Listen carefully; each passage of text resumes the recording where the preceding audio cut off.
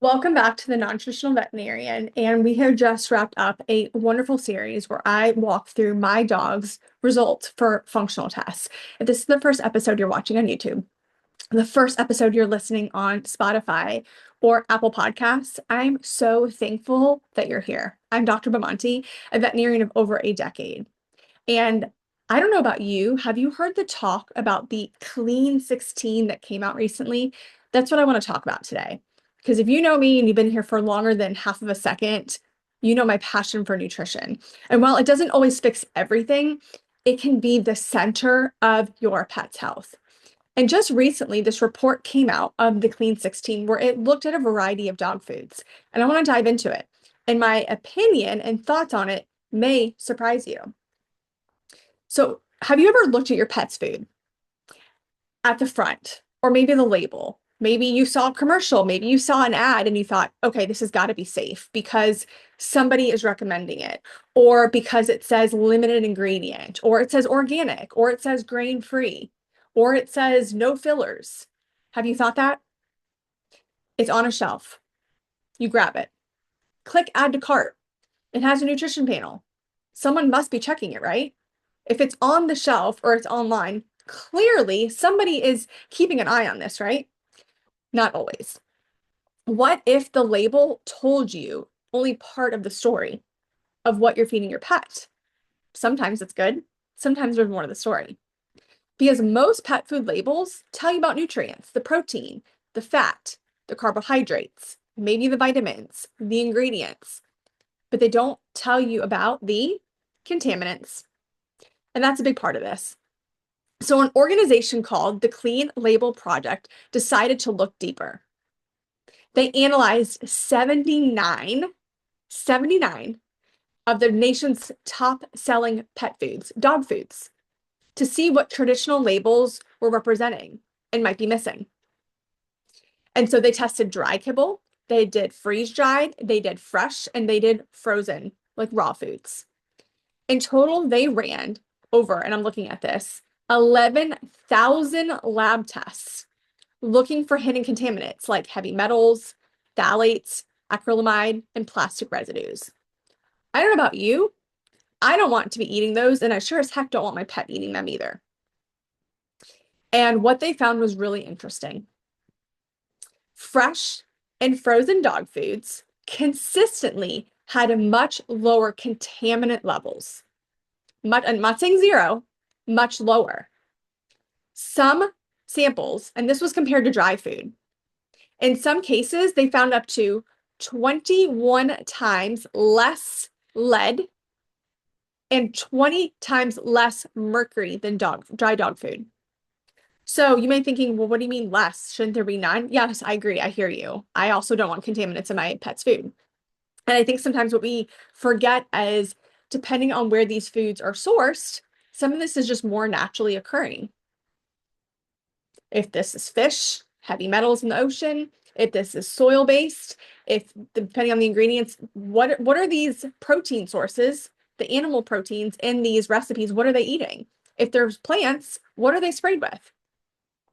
And so it determined that the fresh and frozen had much lower contaminant levels. Now, looking at dry dog food, and I'm not talking about dry dog food, I'm talking about traditional kibble.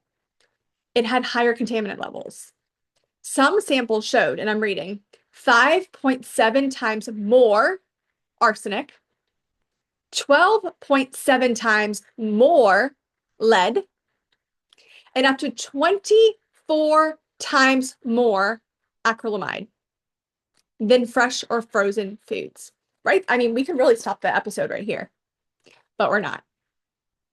So part of this may come from high heat processing, certain mineral premixes, the use of meat byproducts. I mean, there's a lot of different variables there are here. So we definitely need to take that into account. Another interesting fact, though, for us to include in this interpretation is that what the products labeled as human grade or those using fresh whole ingredients tended to test cleaner across multiple contaminant categories. Let me say that one more time. Products labeled as human grade and I'm doing air quotes if you're listening to this and not watching on YouTube, or those using fresh, whole ingredients tended to test cleaner across multiple contaminant categories. But here's something that most pet parents may not realize, maybe haven't thought about, is that there is no comprehensive federal standards for heavy metals in pet food, in dog food. There's none. It's sad, right? It is. Which is one of the reasons that independent testing products like this exist in the first place. So the Clean Label Project, to give you just a little drive-by explanation of them, they are a US-based nonprofit. They independently test consumer products, and not just pet food. They do it on the human side, like baby foods, protein powders, just to name a few. Their purpose is to look for hidden contaminants, like heavy metals, pesticides, and plastics. The goal is to increase the transparency to help consumers make informed decisions. Doesn't say that you can't buy it. We just want like informed consent. Do you know about it? Okay, then that's your decision on what you want to buy or not buy. Now, when this list came out and I heard about it, I saw it floating around the internet. Here's the thing, is that when things like this come out, some people treat it like the Bible. And while I think it is really helpful to have a condensed resource like this, where it is a lot of valuable information that was tested, not assumed, tested and transparent with a variety of brands, different types of dog food, different recipes, different flavors, all this variety to it, I don't think that it should become the final word. I don't. And I'm going to tell you why. Because the pet food industry changes. Not as fast as the weather, but sometimes pretty quick. Companies get bought out by bigger companies, and then they go under that umbrella, and then they adhere to how that company, what their vibe is, what their mission is. CEOs change. They leave, they go company to company, supplier relationships shift, ingredient sourcing evolves, and sometimes a brand that was doing something really well 5 years ago may look different today. On the flip side of that, a brand that wasn't looking so hot 5 years ago can change, and they look better today. So it's not meant to create anxiety around you buying your pet's food. It's actually the opposite. Because what I want for you is to be present and intentional about what your pet is eating, for you to stay informed. Every now and then, check in, check the label, compare it. I tell pet parents a lot, especially pet parents that are buying foods that they're using intolerance or sensitivity reports to help guide.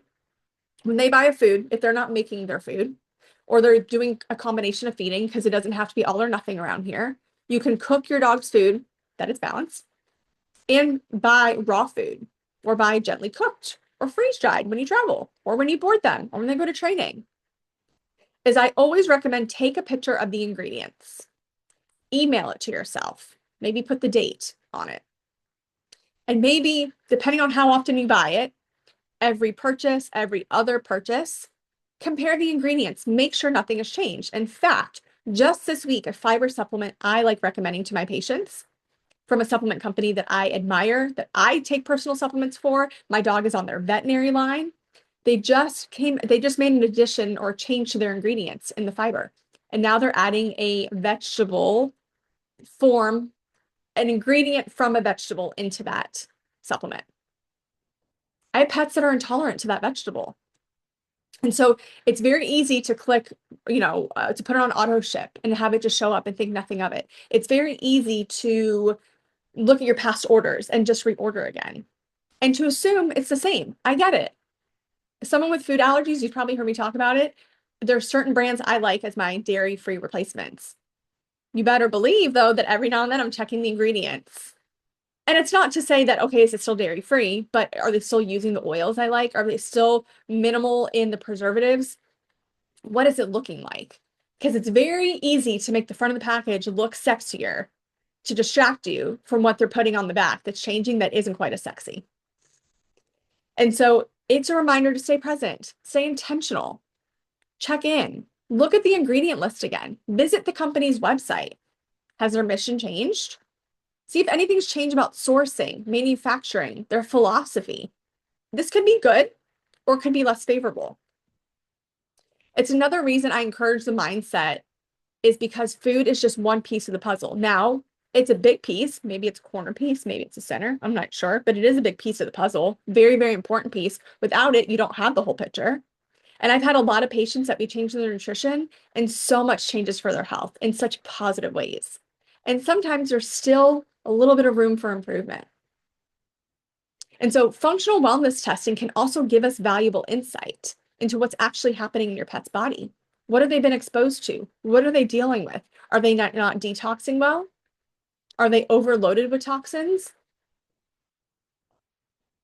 Things like screening for glyphosate, mycotoxins, the common or the toxic compounds of mold, heavy metals, gut microbiome, food intolerances, which if you've been listening every week, you've heard me talk about these tests on why I tested my dog and what I found and what I'm doing about it, whether it's retesting and when, or how am I supporting him through what I'm finding in the results. These tests, which by the way are non-invasive, it's great. They can be done from the comfort of your home, can help us be proactive instead of being reactive when it comes to long-term health. And when we do have to be reactive, because sometimes we do, sometimes diagnoses pop up that we were not expecting, it allows us to be this proactive reactive. Like, okay, let's be reactive, but now let's be proactive rather than just sitting with the diagnosis and thinking it's the end of the road. How can we uncover more to help support your pet? And that is when it's incredibly useful. It gives us more transparency. It gives us better questions to ask. It gives us a starting point. It's like a tool in your house. Think of it like driving a car. Any car, truck, car, sedan, van, whatever. You can actually put your car in cruise control when you drive on the highway, right? But you still keep your eyes on the road. Your hands are nearby. Your feet are close to the pedals. You're not just completely checked out. Hopefully you're not scrolling on your phone. Hopefully you're still an engaged driver, but you're letting your car just take over a little bit. Your pet's nutrition, your dog's nutrition, your cat's nutrition works the same way. Use good tools. Stay informed. Stay aware. Check in every now and then. Look at your mirrors, quote unquote. Keep making thoughtful choices that support their longevity. So whether they're in their golden years, that they can live those best golden years, or we can help them get to their best golden years. If you want help navigating your pet's food, reviewing ingredients, being proactive about their wellness, maybe considering some of these tests like microbiome, glyphosate, mycotoxins, heavy metal, intolerances, their vitamin D. You can schedule a consult through the links in the show notes, whether you're listening on Apple, Spotify, or watching on YouTube. The goal is not perfection. I've said it before. I don't want anyone to strive for perfection. I think when we strive for perfection, we drop balls when we're juggling. Sometimes they're plastic and they bounce and we catch them, and sometimes they're glass and they shatter. I think we need to aim to be intentional. And then sometimes we arrive at perfectionville and we're like, oh, look at that. Because the goal is to help your pet live better and longer. Tune in next week where I have guest on my podcast for the episode where I'm talking to Scott and Lisa from Wolf Creek Wellness. We'll see you then.